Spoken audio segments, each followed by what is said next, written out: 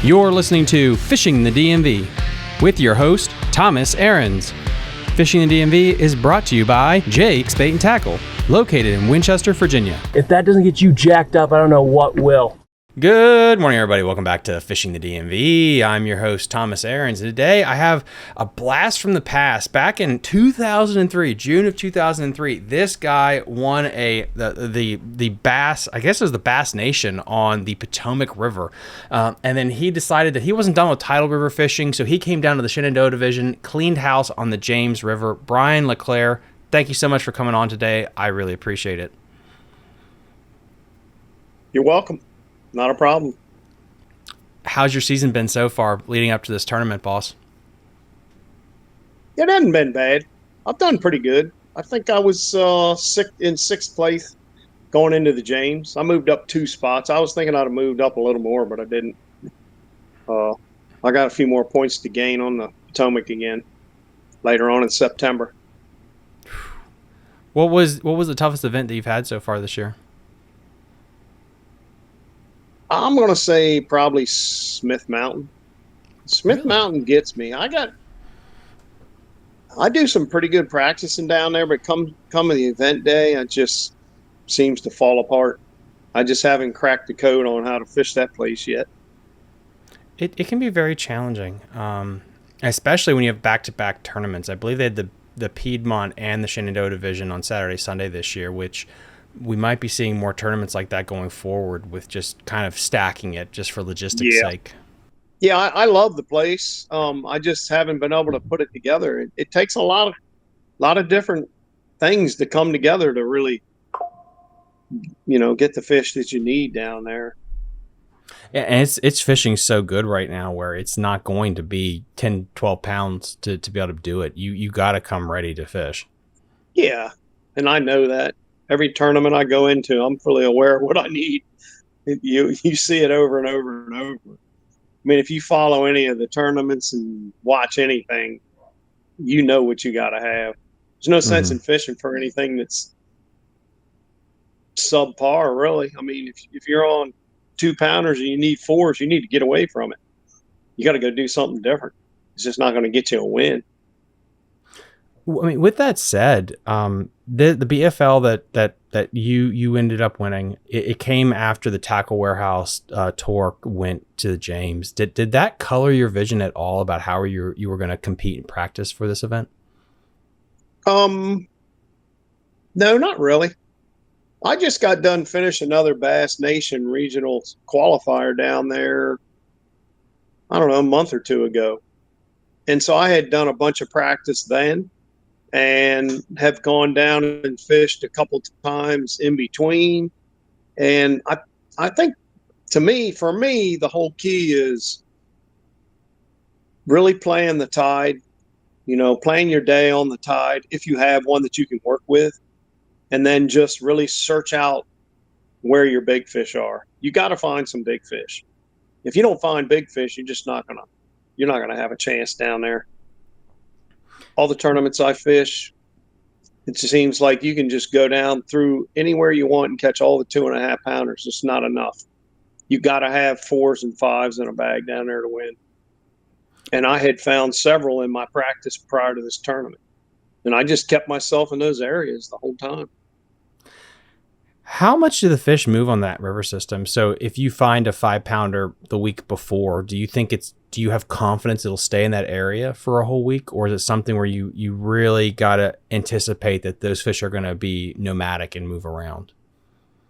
I think right now they kind of are sitting I'd say they're in an area. I wouldn't say you catch one on one stump or a one stump and he's going to be there the next week. He might be 50 yards down a creek or on another one.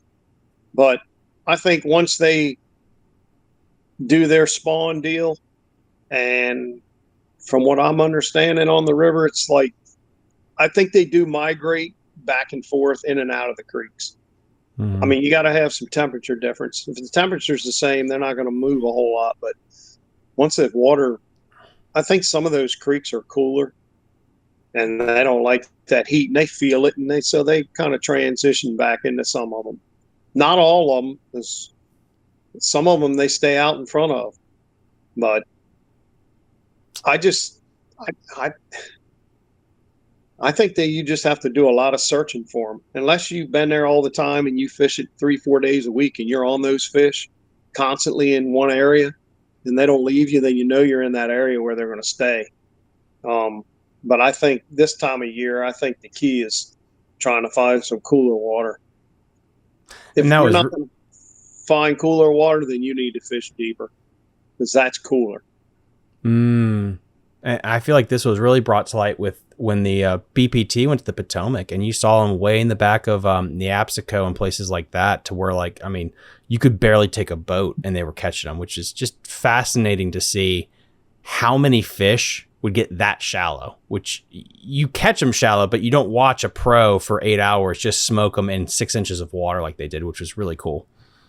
Yeah, that was kind of neat to watch.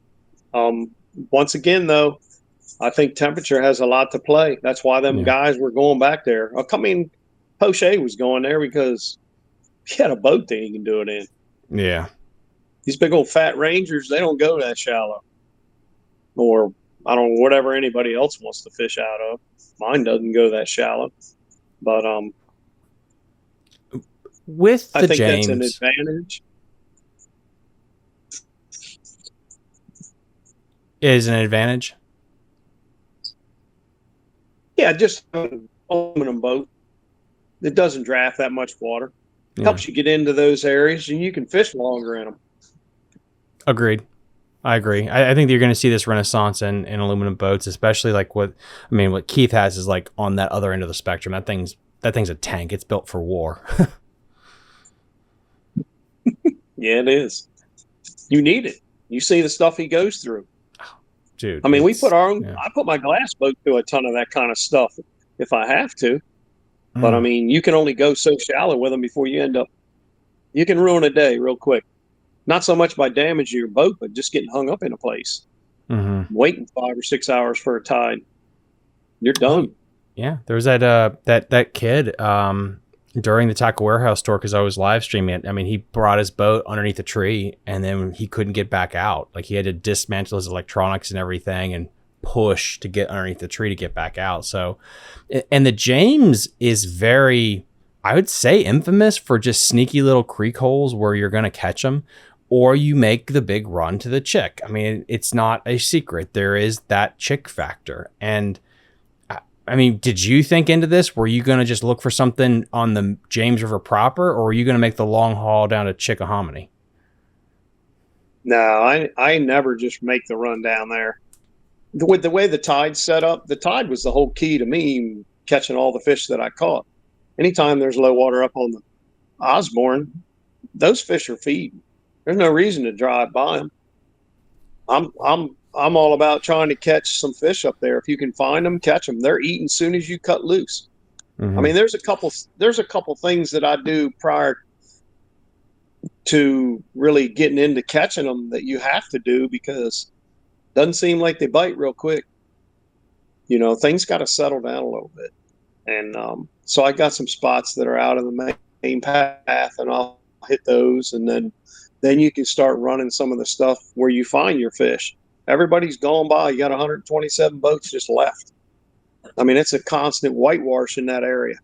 Anybody that's productive in there knows that things got to kind of settle down a little bit. Then you can go to work on. But it takes a little while. And that was my plan, because I found fish up north, in the middle, and down below. And I planned it that way just because of that tide. I mean, to me, that's just the way I like fishing. When you were practicing for this event, keeping the tidal swings in mind, were you practicing, like, random example, the 3 days prior? Was it the 2 weeks ahead of time, so you practiced in the same tide kind of swing? Like, what was your practice plan going into it? Coming down, I usually do 3 days prior to a tournament, right directly to it. So I'll do Wednesday, Thursday, and Friday, knowing that my tide's going to be 3 hours later 3 hours later at the tournament. Actually 4, because it's Wednesday. Every day it's an hour later. So you just kind of plan that. And I took all that in consideration. I ran the upper end one day, the middle section one day, and the bottom of where I fish on the third day, on Friday, and was able to catch lots of fish in all three of those areas. And to me, it was just a matter of putting myself in that position and just staying with your game plan. Because, yeah, you got to move. You got to move with that tide. That tide doesn't wait around on the James. I mean, it sometimes it hangs up, with the wrong wind, but man, the wind blew that tide out and it was gone. So you had to really get to fishing. And there's a window. If you don't get in there and catch them in that window, you're done. You're just floundering around. And I just stayed and fish all day long. I was on my southern end. I was a little early, and it didn't take long to start catching them. But I noticed when I got down there, I still had about an hour before the tide got really, really right the way I like it. And but we caught them as soon as I got down there. Yeah, I wasn't long, and then right up till the end, I was culling fish right to the very end of that day, and then ran back.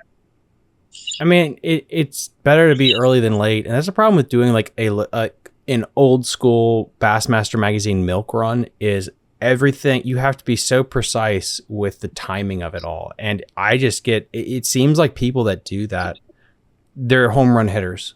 You either are going to knock it out of the park with a mega bag or you blank that day, versus like at the Tackle Warehouse Invitational, which was fascinating to me.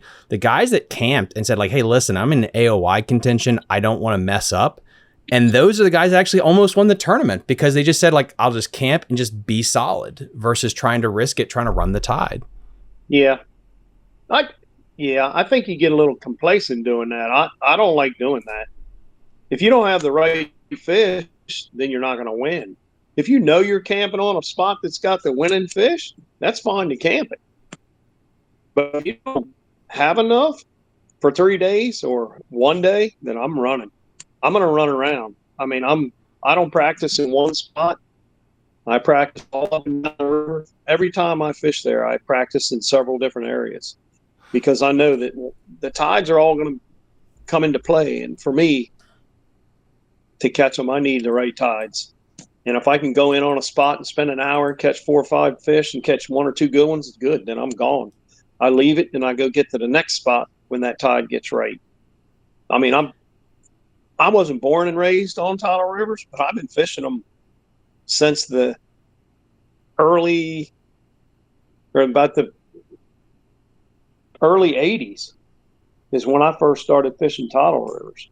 Prior to that, I fished Lake Ontario and the Chesapeake Bay, basically for saltwater. But I did fish on the Great Lakes, so we didn't have tidal movement up there unless we went in the river. But for as long as I can remember, I've been fishing tidal rivers. And if you're in the right spot, you can catch them. But if it's not that season, then I got to be moving around looking for the big ones. And they do clump up. I think in the spring you can get in some areas and they'll come to you. But it's not in summertime. It's not. I don't think it's quite like that. Not for me, anyways. Are all tidal river systems created equal? Because you look at Albemarle Sound, the James River, the Potomac, the Upper Bay, the Delaware, they all have different tide swings, grass and stumps. And it seems like the camping mentality is more of a Potomac River, Upper Bay kind of thing versus the Delaware, the James is you're going to hit, 3 or 4 different areas hard cover. Is that kind of a basic understanding of them? I think so. I think you explained it perfect. I don't think the James River doesn't set up nothing like the Bay or the Potomac. You go into a grass bed on the Potomac or the Bay, knowing the fish are there. Mm-hmm. They just won't eat until they're ready. And you can camp on them. And when they eat, when they open the window, that's usually 2 or 3 times a day, you can camp on it and catch them. But I don't know. I just don't see that on the James. I don't see massive grass beds anywhere on the James. You get some grass up in the Chick. There's nothing like that on the Potomac. The James just doesn't have those huge, massive flats all up and down it. Now, I'm not going to say it doesn't because I have seen some pretty big flats full of grass on the James, but I've had a tendency to fish more. I mean, in the Chick, I've concentrated more on the James River because of what goes on there. It's like every tournament's weighed in Osborne. To me, that makes sense to try to catch the fish that are up in between. Yeah. All the fish seem to be being brought back to the Osborne area. And I Yeah. don't always stay up there, but I mean, they don't stay there either. They travel. Yeah. I think that really makes the Appomattox River almost like the Mattawoman of the James, because you wonder how many fish that get transported up, they start collecting there on their way down. Even if they could get back to the check, I don't know if they can. Maybe they could. Who knows? Biologists get paid to figure that out, not me. People say, people say they do. I don't know, man. That's a long haul. That's a long haul on a boat, let alone think about a fish swimming back down there that's been yanked out of halfway up the chick. I'd have to tag one and see it from my own eyes to believe it. I'm not going to say they won't travel, a little ways, but I don't think they're going all the way back up there. And I don't fish release site. I spent a couple minutes on it the other day when I was there, just to get rid of the boat traffic. But now there's plenty of fish along that James to be caught. You just have to, it's just spend a lot of time and figure out little intricacies about what they like to hang on and where they're at. And once you figure them out, they seem to be the same pretty much. It seems to be there's always fish. It seems like in the spots that I fish, but they're not always giants. And the best thing I know in the past that I've learned is don't even really fish them. Because you stick them Wednesday, Thursday, or Friday, you're not catching them Saturday. I don't think I can ever do that. People say they can go out and dump them one day and catch them the next. It don't work for me. These tidal rivers are touchy. They're delicate when it comes to that. You really have to be smart on how you manage practice. In my opinion, that's one of the hardest things for me to do. Is how do you confirm then that these spots have the right size fish? If you're like, and so if you're taking one philosophy of like you shouldn't stick fish in practice, are you just hoping that there's going to be big fish there come tournament day? Like what's the thought process? No, you got to lift a few out of the water. You got to see a few, but you don't have to stick a hook in them. You just got to lift them. You got to throw them a bait they want, hold on to it until you see them. And I don't even like doing that, to be honest with you, because I'm a firm believer. And you show them something, sometimes they won't hit it again. But I agree with that. I mean, you have to catch a few. You have to catch a few fish. I've been burned on the James a couple times by shaking 15 or 20 fish in one area, go back and catch all 2-pounders. Not even a good one in it. And you're like, It's hard sometimes to distinguish a 2-pound fish pulling on a line versus a 4-pounder or a 5-pounder, But still, you just test an area, get away from it. You get one in there, then you just leave it, go on to move to the next. Don't stand there and hammer them. How many fish when you're in a hardcover bite like you're talking about, how many fish do you mentally want to catch in an area before you start thinking about it's time to bounce to go to the next one? Do you have a cap? I know fishing grass beds, you can literally just fill out a limit on a good bed. Generally, I don't think wood is kind of like that. No, there's not quite as many of them hanging on a single piece of wood. Some days you will. I mean, I'll flip a tree till I don't get no more bites. Oh, wow. Okay.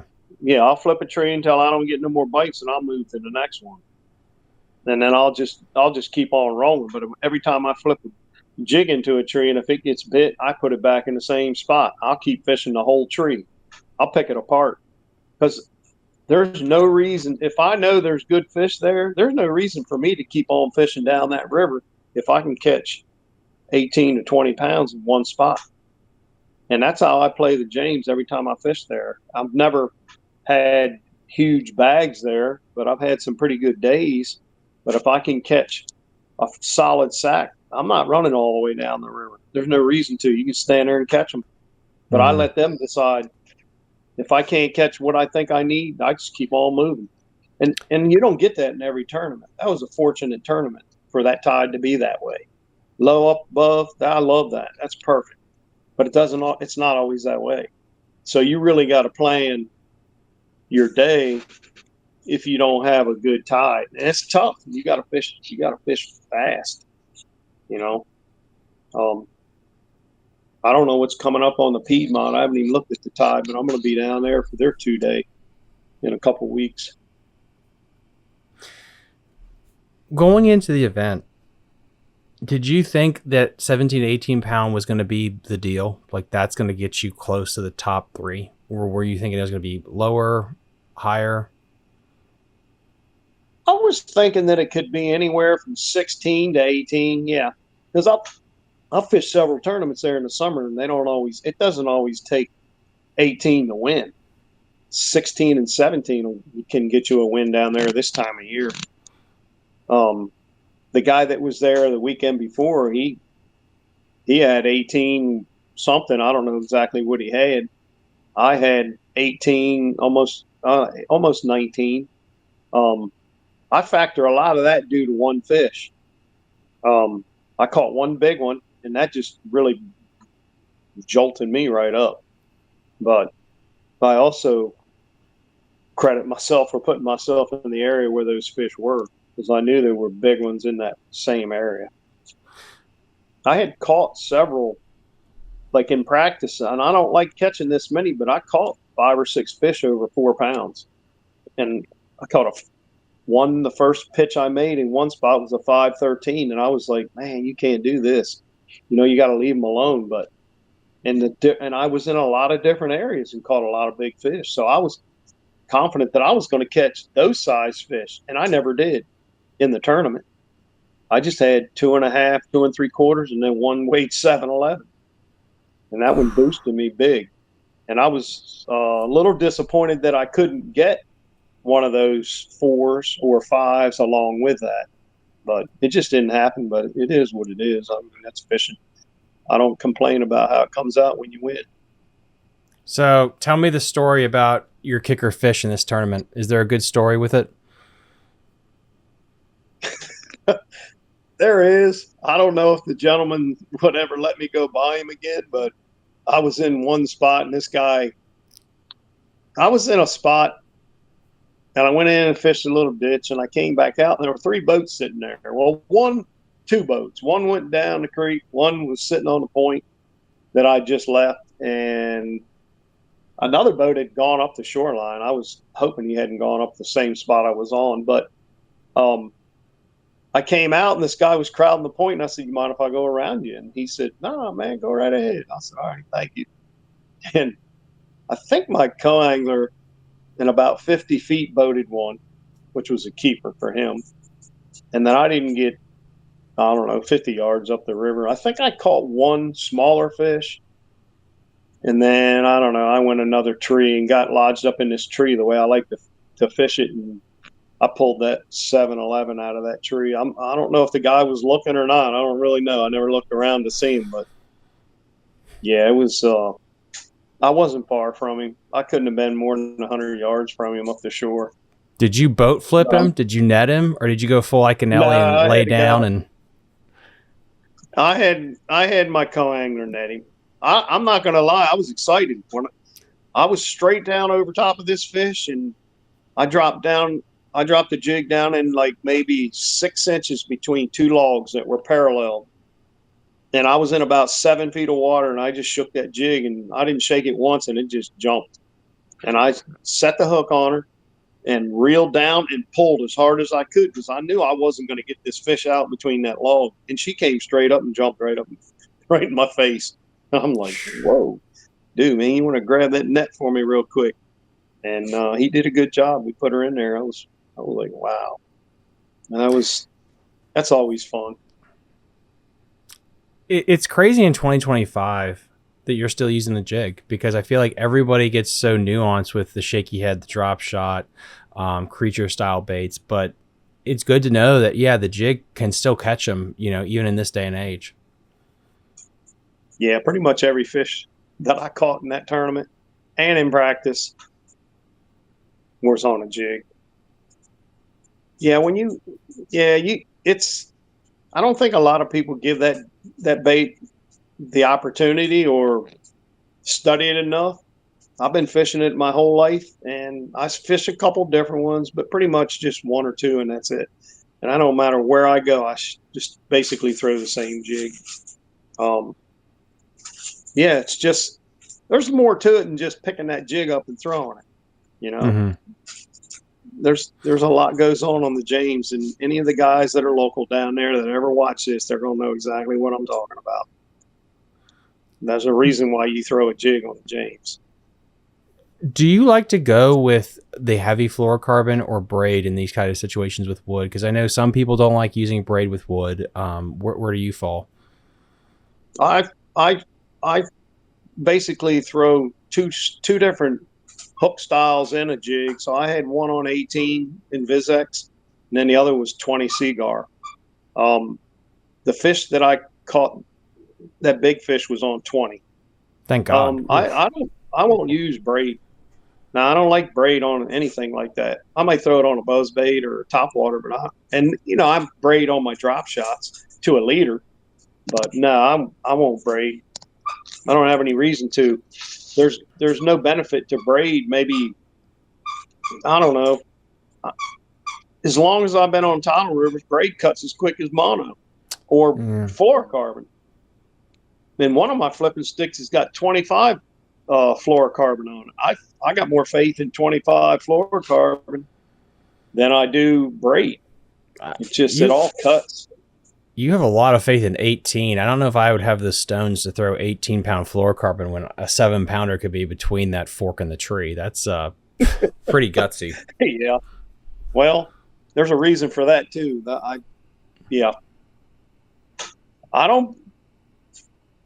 It's taken me a long time to get settled in on lines and rods and reels, and that over the course of the 35, 40 years I've been fishing, I got a couple things that I got down pretty good. 18's plenty of line.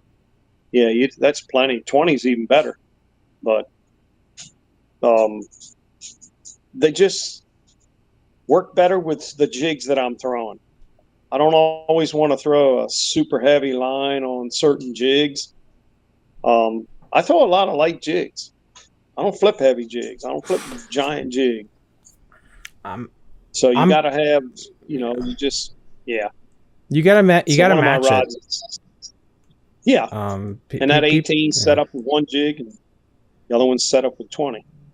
I mean, it's so important. I think people don't understand that with the hook diameter and the rod, the line, the whole setup has to work, because if you don't have everything set up just right, I mean, I was catching 4 and 5 pounders in a tournament I had earlier this year in Spatterdock with swim jigs, but the first jig I had was a regular stout hook, and I bent the damn hook out on a 5.5 pounder, and I had to go up to more of a heavy gauge hook. But people don't think about that stuff with the line, the rod, and everything set up, that if everything's not perfect, one of them will fail on you. Yeah, exactly. And I had them failing down there. I did it in practice. I was opening some jigs, but I had them on the wrong rod and wrong line. And I made that adjustment in practice and straightened it out. So I wasn't opening no more hooks. And I put the right jig on the right line. So I switched them up, and I didn't have no problems. And I normally don't, but I swatted about a 3.5 pounder in practice with 20-pound test with a particular jig that I'm using. And I got him to the surface and almost to the boat, and he just flopped off. I'm like, wow, that was weird. Then I looked down at the jig, and I'm like, well, there's why. I just opened the jig. I hit that fish so hard, and he was sideways, just opened the jig. And I'm like, well, I guess I'm not going to fish this jig on this rod no more. So I just switched up. And I knew what I had to do. I just hadn't done it yet. But I didn't realize that jig hook was going to open like that. But was it because you had too much caffeine that day? You hit him too hard? Was the fish too big? Like, because that is an interesting thing. I'll have one swim jig set up with my heavy stout shark hook when it's thick cover and I have to really pull them out. But then I'll have it set up with a more regular style size hook. And a lot of times, to me, I feel like it's cover based, at least for that style of fishing. But is it also the size of the fish that you're catching is another variable, I guess, too, possibly? I figured out what it was. it was the line. Just too heavy a line for that jig. And I hit that fish. There's absolutely no stretch. Oh, you smoked And him. I was close to him. And that 20-pound fluorocarbon just opened the hook. And it's not a heavyweight hook. So I just made an adjustment, put it on my 18. 18's got a lot more stretch. And it works fine with that rod. They're same rod, just two different jigs, two different lines. I throw a little stout, heavy-duty hook on 20, and then that other one is a heavy-duty hook too, but it's a wider hook, but it just for whatever reason doesn't hold up with 20, which is fine. I'm good with that.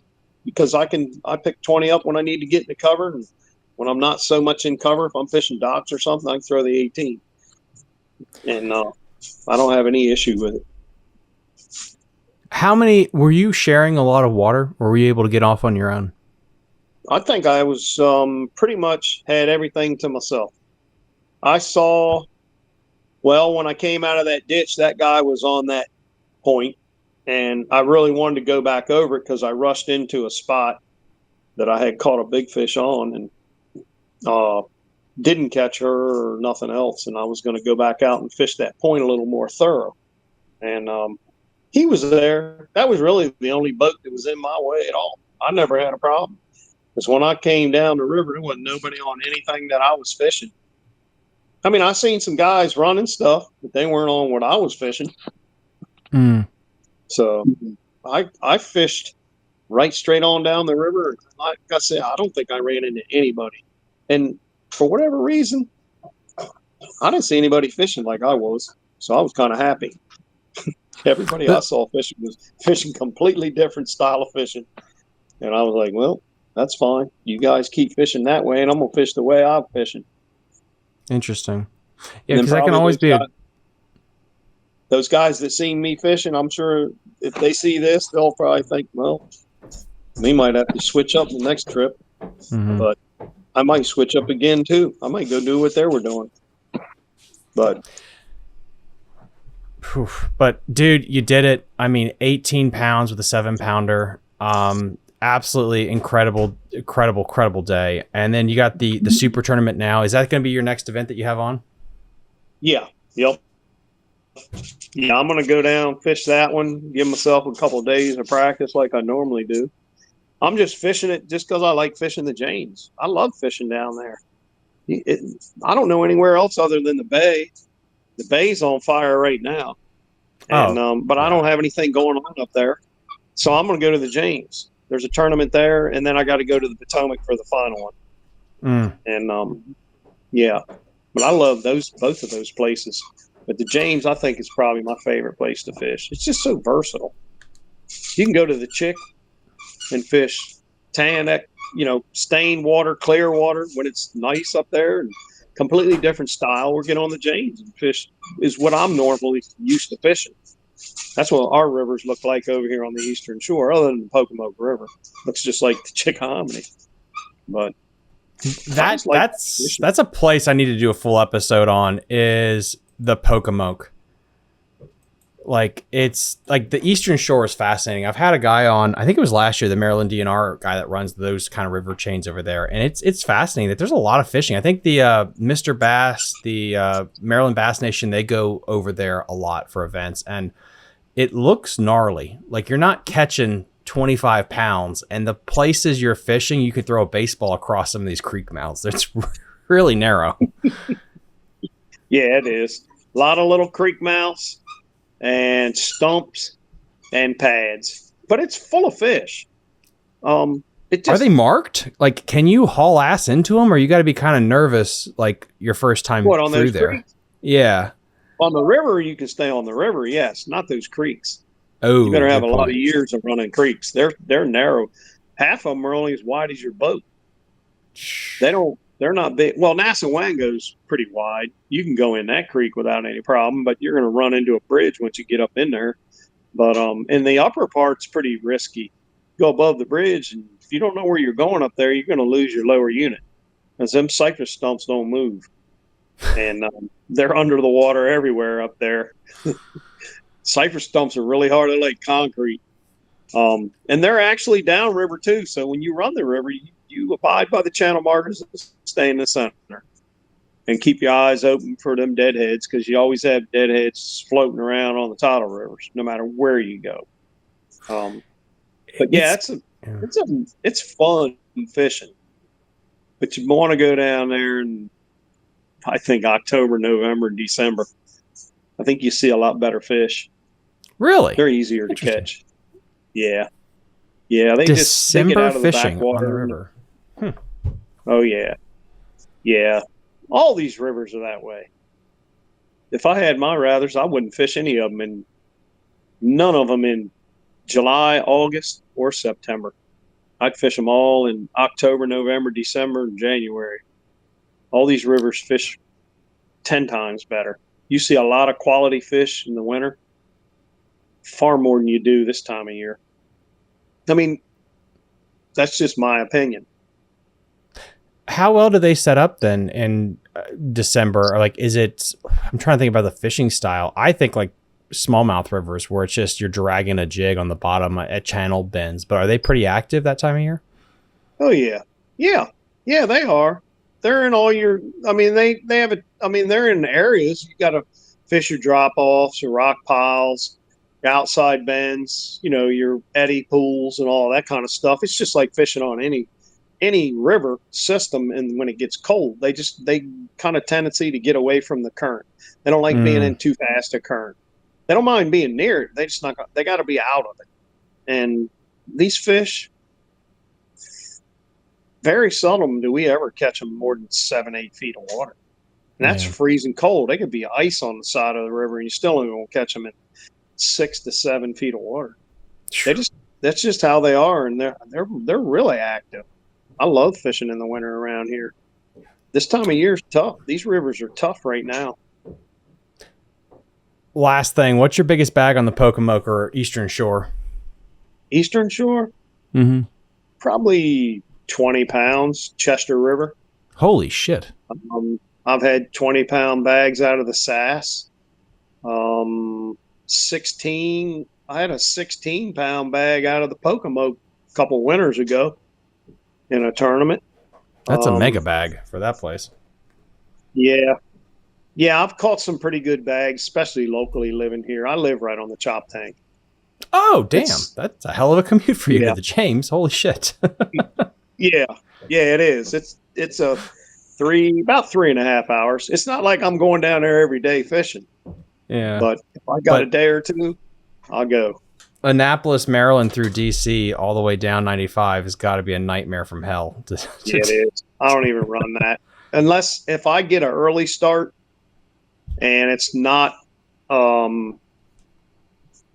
like a holiday weekend, I will get up early. And if Route 50, if I don't get on 495 by 3:30, I won't run it. I'll go straight down 301. Everybody on 301's asleep at that time of day, and just come down 301, and you're right there at King's Dominion, and drop down on 295. Yep, that's the best way that I can go. Yeah, that I do not like running that gauntlet at all. It's so weird. We have so much fishing next to some of the worst traffic in the world. It's just mind blowing how that ended up working out in the cards. Last thing, because it just popped into my head. I thought the Upper Bay it should have blown everyone's expectations out of the water. I mean, it clearly, I've said it on another show earlier in somebody else's show. It's probably the best fishing tidal body of water right now that we have. Like it really showed out for the opens. Yeah, I'll agree. I mean, those fish are there. I was up there a couple of weeks ago with a friend of mine. We didn't catch a lot of fish, but we caught some quality. I think I had a 6.4. He had a 5.5 pounder with a bunch of 4s and some solid 3s. I mean, I think we had like 23. And that was about a half a day of fishing. We were just random out on the flats. We weren't nowhere on the back channel or nothing. It was just going off some old grass beds that we had both fished and we had a great time. But I mean, that's just floundering around out there. That ain't even really getting on a solid area, you know. I mean, that was just going off of last year's grass. Of course, I'd been out there a couple times. I fished a couple tournaments up there, and knew where there were some fish, but everything changes up there. You can go to one hydrilla grass bed one day, come back a week later, and it's gone. I mean, you get a hard blow or something like that, and it's just wipes that stuff out. It's really fragile. And then like everything that I had hydrilla on was all eelgrass when I got there. And it's just completely different. So you've always got to be looking around up there. But it's a great fishery. And I don't always I've struggled with fishing that grass for years. Because I'm an Eastern Shore guy, and I never leave the Sass. But on a good day, you can win, but it better be blowing on the flats really good, because then them boys won't catch them. Yeah. I know the last time me and a buddy of mine, we fished the Susquehanna Slam up there, and he actually won it, and I came in second. And we were the only two that left them flats. And we went to the Sass, and it was probably 4 footers going across. So nobody, and it was blowing into the flats or whatever direction it was. But we both knew that we weren't going over there. We went to the Sass, and we both came back. I think he had 23 and I had 21, and that was out of the Sass. But like I said, you had to have conditions like that, because the flats guys are going to get you. That grass fish are phenomenal. They're healthy, big, fat, and green. And are you fishing a multi-day event? Like, I think multi-day events like have proven over time, like it's going to drop the weights a little bit to where the Sass will play. But like you're saying, like if you're in a one hit wonder day tournament, like you got to make sure that bowl is not playing at all, because it's so easy for one person to just run into 25 pounds up there. And that's how it happens. You just pull up and 5 cast, and you got 5 5-pounders. That's how they swim around up there. And that's that easy. The Slam was won that way this year. When I fished it, I think it was a young boy and his friend. They pulled up, and somebody said, from what I heard, I don't really know for a fact, but I'm pretty sure that he just said the first spot they went to, they caught them all. It was like no time at all. They had their bag. And I'm like, yeah, that sounds right. Makes sense. Get in a good piece of grass. They're eating. Brian, I really appreciate you coming on the show today. Again, congrats on another awesome win to add to just your legacy and all the stats that you're putting out. Can we give a shout out to any sponsor, anyone else you want to just say thank you to? I got a buddy of mine that hooks me up with baits, big mouth lures, Brian Barnes. Not sure if you're familiar with him. I know a lot of people are. He helps me out with some jig heads and some stuff. Other than that, really just I like the BFLs, man. I think they got a class act organization, and I got a letter from Gary Klaus. I thought that was kind of odd, congratulating me on the win, and it came from Phoenix Boats, and I'm thinking, damn, I guess they want me to buy a Phoenix boat. Maybe just a little. But anyhow, I thought that was kind of neat. Yeah, I'm sure they do. But I thought that was really nice. I was excited when I saw it. I was like, damn, that's cool. But that somebody pays attention to a BFL. You know what I mean? I thought that was kind of neat. That's so cool. Anybody else do that? Yeah. But that's it, really. Good Lord for keeping me in one piece, enabling me to get around. I'm getting up in age, man. It's fishing 3 and 4 days in a row. It's hard on you when you get older, especially in the heat. Yeah, especially in this heat that we're having. But I really feel like you got a couple more wins in you, and I'll definitely have to have you back on just for a panhandle kind of show, talking about some of Maryland's sneaky places, because that Eastern Shore is a lot of fun that no one talks about, and it should get a little bit more praise because there's a lot of diehard fishermen like yourself that live there and work there. So we'll have you back on this year to talk about just the fishing and culture around that spot. But as always, guys, link in the episode description, everything that we talked about. Again, congratulations to Brian winning with 18 pounds and a 7-pound James River stud. We will see you guys next time on Fishing the DMV. Bye. Bye. You're listening to Fishing the DMV with your host, Thomas Ahrens. Fishing the DMV is brought to you by Jake's Bait and Tackle, located in Winchester, Virginia. If that doesn't get you jacked up, I don't know what will.